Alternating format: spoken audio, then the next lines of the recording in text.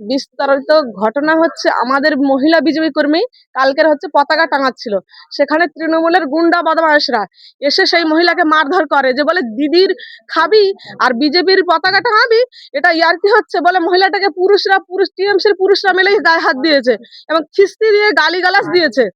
এবং তারপরে দুই পক্ষের মধ্যে যখন হাতাহাতি হয়, আমাদের বিজেপি পক্ষকেও মেরেছে, খুব মারধর করেছে এবং বিজেপি পুলিশ এসে আমাদের বিজেপি ছেলেমেয়েদেরকে ধরে নিয়ে চলে গেছে।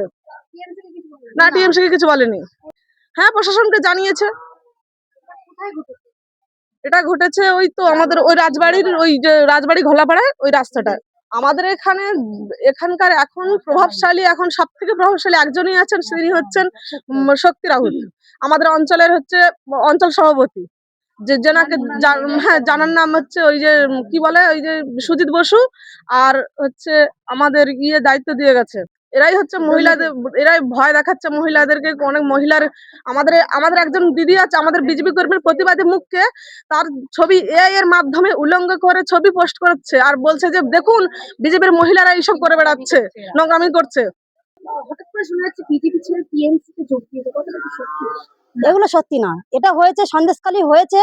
বিজেপি, যারা আমরা বিজেপি আন্দোলন, তখন তো কোনো বিজেপি আসেনি, যখন আমরা আন্দোলনটা শুরু করি তখন তো কোনো পার্টিবাজি আসেনি। আমাদের অত্যাচারিত হয়েছে তাই আমরা আন্দোলন করেছি। এখন সন্দেশখালীর অনেক মেয়েরা, যাদেরকে কি বলবো, যাদেরকে যারা টিএমসির গুন্ডা বাহিনী, তাদেরকে ক্যাশ দিয়েছে, টাকা, বাড়ি ঘর দুয়ার সমস্ত সব দিয়েছে, তাদের বাড়িতে ফ্রিজ অব্দি ঢুকে গেছে। সমস্ত করার পর টিএমসির মেয়েরা এসে আমাদের আন্দোলনে একটু যোগ দিয়েছিল, তারা আবার রিটার্ন গিয়ে এখন বলছে কি আমরা বিজেপি করেছিলাম, বিজেপির সময় আন্দোলন করেছিলাম, আমরা এখন শাহজাহান ধরা পড়ে গেছে, উত্তম সর্দার ধরা পড়ে গেছে, তাই আমরা এখন শান্তি আছি, আমাদের এখন ভয় নেই, আবার তৃণমূলে জিত। কিন্তু এগুলো একদমই বিজেপির মেয়ে নয়, এগুলো তৃণমূল করতো, তাই এরা এসে যোগ দিত, আবার ওখান থেকে টাকা পাওয়ার পর আবার রিটার্ন চলে গেছে টিএমসিতে।